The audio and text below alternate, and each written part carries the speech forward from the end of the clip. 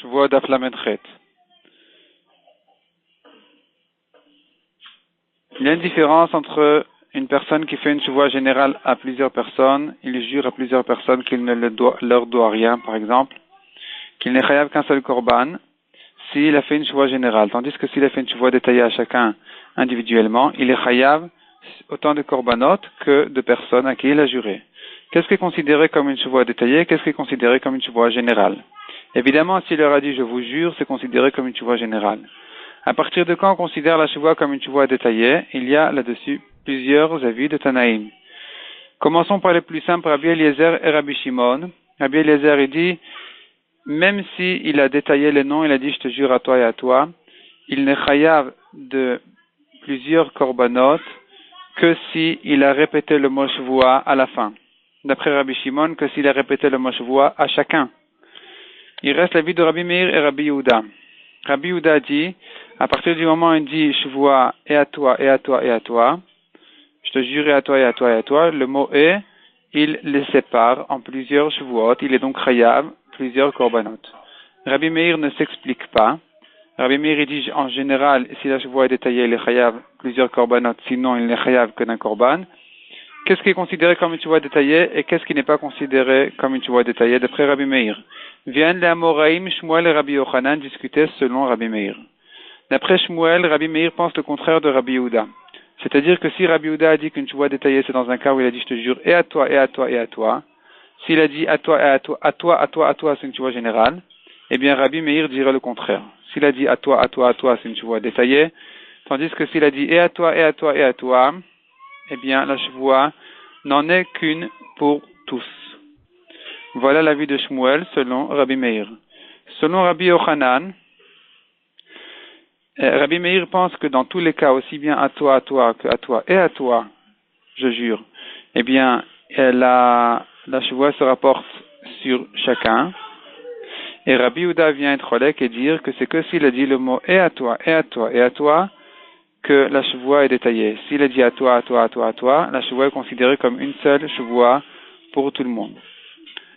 La Gemara ensuite ramène des preuves de la Mishnah ou de la Braïta pour cette machloket-là, comme Shmuel ou comme Rabbi Yochanan. Dans la Braïta, on verrait plutôt comme Shmuel, dans la Mishnah, on verrait plutôt comme Rabbi Yochanan. La Gemara répond aux questions et résout les problèmes. Ensuite, la Gemara ajoute qu'il y a encore un avis, celui de Rabbi, qui dit, donc même d'après Shmuel qui pense que Rabbi Meir et Rabbi Yehuda disent chacun le contraire de l'autre, il y a l'avis encore de Rabbi qui dit que dans les deux cas, et celui de Rabbi Meir et celui de Rabbi Yehuda, c'est-à-dire aussi bien s'il a dit je te jure à toi, à toi, à toi, que s'il a dit et à toi, et à toi, et à toi, ce sont considérés comme des shvuot détaillés. Et donc il est chayav plusieurs korbanot. Deuxième sujet du daf. Celui qui vient réclamer à quelqu'un, il lui dit tu me dois du blé et de l'orge. Même si et l'autre il a juré qu'il ne lui doit rien, même si il n'est chayav qu'un shavé prouta du blé et de l'orge ensemble, par exemple une demi-prouta de blé, une demi-prouta d'orge, il s'associe à la quantité d'une prouta, à la valeur d'une prouta, pour le rendre chayav de korban. Ensuite, la Gemara ramène machloket, celui qui fait une shvuah détaillée, qui dit je ne te dois ni blé, ni orge, etc., et donc il est chayav un korban pour le blé, un korban pour l'orge, selon les principes de ce qui est considéré comme une shvuah détaillée. Est-ce qu'il est chayav au-delà des korbanot des détails, encore un korban général pour la totalité de la shvuah qui concerne tous les détails ou pas? Nous avons une machloket amoraïm là-dessus. Troisième sujet du daf. Celui qui lui dit, il dit à son ami, il lui dit tu as fauté avec ma fille, tu dois donc me payer ce qu'il faut payer. Et l'autre, il a juré qu'il n'a rien fait. Est-ce qu'il est chayav de korban ou pas? Sachant que il lui doit et un knas, qui est une amende fixe pour tout le monde, dans tous les cas, et il doit lui payer aussi une dette générale, simple, comme n'importe qui blesserait son proche et son prochain, et donc il doit lui payer la honte qu'il a causée et la valeur de la fille qui lui a baissé en votant avec elle. Et donc, ici, en fait, il lui réclame deux choses. Le knas, sur lequel on n'est pas chayav de korban quand on jure en ayant cette dette-là, cette de knas, et il lui réclame aussi de l'argent qu'il lui doit, qui est un mammon classique, et donc sur lequel on est chayav de korban. Ici, en lui disant qu'il a fauté avec sa fille, il lui demande les deux, en fait, le knas et le mammon. Et quand l'autre nie l'histoire, il jure sur les deux choses, et est-ce qu'il est chayav de korban ou pas? Nous avons dans la Mishnah une marloquette là-dessus. D'après Rabbi Shimon, il est pas tour de korban, car on considère que quand il vient lui réclamer son argent, le père de la fille, en réalité, ce qui l'intéresse au début, pour commencer, c'est surtout le knas, puisque le knas a un prix fixe. Donc il commence par lui réclamer le knas. Et donc, quand l'autre il jure sur du knas, et donc il est pas tour de korban.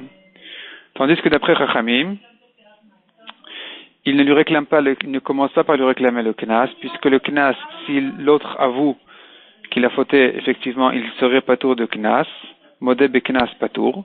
Et donc le père, en réalité, il vient réclamer le mammon, la honte et la baisse de la valeur de sa fille. Et donc quand l'autre il jure là-dessus, même sans préciser, ça se rapporte sur un mammon et non pas sur un knas, et donc il est chayav de korban. Quatrième sujet du daf, nous avons ici une longue Mishnah qui ramène plusieurs halachot à propos de la chevoie des Dayanim. Donc on a vu dans les prakim précédents, il y a la chevoie taïdout qui concerne les témoins qui jurent qu'ils ne connaissent pas l'histoire. Nous avons eu la chevoie tapikadon, celui qui nie une dette d'argent qu'il doit à quelqu'un en jurant. Et ici, nous avons la chevoie adayanim, la chevoie que les Dayanim demandent à la personne qui vient en bédine de jurer pour prouver ses paroles.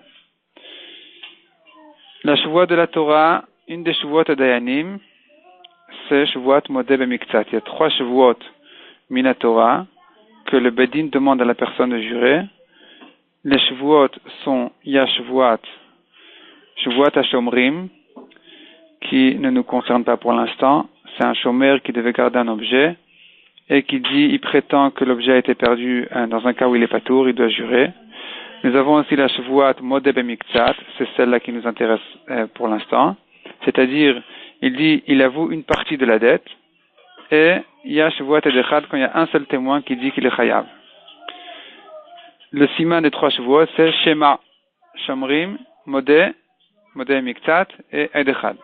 Revenons à chevoat modé miktsat. La Mishnah nous dit que la chevoat modé miktsat ne concerne qu'un cas où la personne est venue réclamer 2 pièces d'argent, 2 maot de kesef d'argent et de monnaie d'argent, et l'autre lui a avoué un shavet pruta. Deuxième halakha dit la Mishnah, il faut qu'il ait avoué sur la même chose qu'il lui a réclamé, pas sur autre chose. C'est-à-dire, s'il lui dit tu me dois du blé, l'autre il dit je te dois de l'orge, il est patour. D'ailleurs, dans le Shulchan Aruch, on voit, il y a un avis qui dit qu'il est patour même de l'orge. Malgré qu'il avoue qu'il lui doit de l'orge, on considère que la personne qui lui a réclamé le blé, en fait, lui dit tu ne me dois pas de l'orge, et donc il serait patour complètement. En tout cas, ce qui est clair de la Mishnah, c'est qu'il est patour de shvoua. Troisième halakha dit la Mishnah, celui qui vient dire tu dois à mon père un mané, tu devais l'argent à mon père, et l'autre il lui a avoué une partie de la dette, il est patour de korban parce qu'il aurait pu se taire, il aurait pu lui dire je ne te connais pas, je ne lui devais rien. Quatrième halakha dit la Mishnah, il a avoué qu'il lui doit de l'argent, et puis le lendemain, ou plus tard, il lui dit, je t'ai remboursé, il est patour. Mais s'il dit le lendemain, je ne te devais jamais rien, il est chayav, parce qu'il avait déjà avoué qu'il a emprunté de l'argent. Cinquième halakha dit la Mishnah, il a avoué, mais le malvé lui a dit, rembourse-moi que devant des édim. Et après, il lui a dit, je t'ai remboursé sans édim, il est chayav de payer la dette. Sixième halakha dit la Mishnah, il lui a réclamé de l'or et il a avoué qu'il lui doit de l'argent, il est patour, parce que ce sont 2 espèces. Tandis que s'il lui a réclamé une monnaie d'or et il lui a avoué une monnaie d'argent, la monnaie est la même chose, donc c'est comme s'il avait avoué une partie de la dette, il est donc chayav. Ensuite, la Mishnah nous dit qu'est-ce qui est considéré comme 2 choses différentes et qu'est-ce qui est considéré comme la même chose pour le rendre chayav s'il avoue une partie. Septième halakha, c'est en fait l'avis de Rabban Gamliel qui est cholek sur ce qu'on a vu en haut et qu'il dit que même s'il avouait sur une autre chose complètement, il est quand même chayav de Shavuot Modeh Miktsat si la valeur de ce qu'il avoue est moins que ce qu'on lui a demandé de payer. 8e halakha dit la Mishnah, il lui a dit tu me dois des cruches d'huile. Et il avouait je te dois les cruches mais vides, pas sans huile. Sachant qu'il lui a réclamé deux choses, et les cruches et l'huile, et l'autre qui lui a avoué que sur une des deux choses, est-ce qu'il est chayav ou pas? D'après Admon, il est chayav, d'après Chachamim, il est patour. 9e halakha, il lui a dit, tu me dois des terrains et des habits ou des kelim, et l'autre, il a avoué sur une partie de ce qu'il lui a demandé. Ici, il faut faire la différence. Nous avons un principe qui dit, on ne peut pas jurer sur des karkaot. Sur des terrains, on ne jure pas, ni des karkaot, ni des esclaves, ni sur des shtarot. Donc, s'il avouait une partie des terrains, et il niait une partie de la dette des terrains, il n'a pas de chevoie de Modeh Miktsat. De même, s'il avouait sur tous les terrains, ou qu'il a nié toute la dette des terrains, eh bien, il est patour aussi de chevoie. Il ne serait chayav de chevoie que dans le cas où il était Modeh Miktsat, il avouait une partie de dette des kelim. Il a avoué une partie de dette des ustensiles, des habits, puisque ce ne sont pas des terrains, il est donc chayav de chevoie et sur les kelim, et en même temps, si déjà, il doit jurer sur les karkaot. 10e halakha de la Mishnah, on ne jure pas à un katan, un choté, un sourd-muet, qui n'a pas de date. S'il vient me réclamer de l'argent et que je lui avoue une partie de la dette, je n'ai pas à jurer. De même, on ne fait pas jurer un katan. Par contre, dit la Mishnah, on doit jurer à un katan et au ekdesh. On verra dans la Gemara que veut dire cette halakha. 5e sujet du daf, dit la Gemara, un dayan qui demande à la personne de jurer sur le nom d'Hachem, il s'est trompé, ce dayan-là, et il doit refaire jurer la personne, car il faut le faire jurer en tenant un Sefer Torah. Si par contre le dayan lui a demandé de jurer sur les tefilines en tenant des tefilines, c'est valable aussi, bediavad, la chevoie est valable et le dayan ne doit pas le refaire jurer. D'ailleurs, dit la Gemara, la chevoie doit être faite debout en tenant un Sefer Torah, et si c'est un Talmid Chacham, eh bien il suffit de lui donner des tefilines, et même s'il est assis, il peut faire la chevoie. Pour le kavod du Talmid Chacham, et d'ailleurs le Talmid Chacham on a moins besoin de lui faire peur de ne pas jurer à faux, et donc il suffit de lui donner des tefilines, et même la chevoie assise.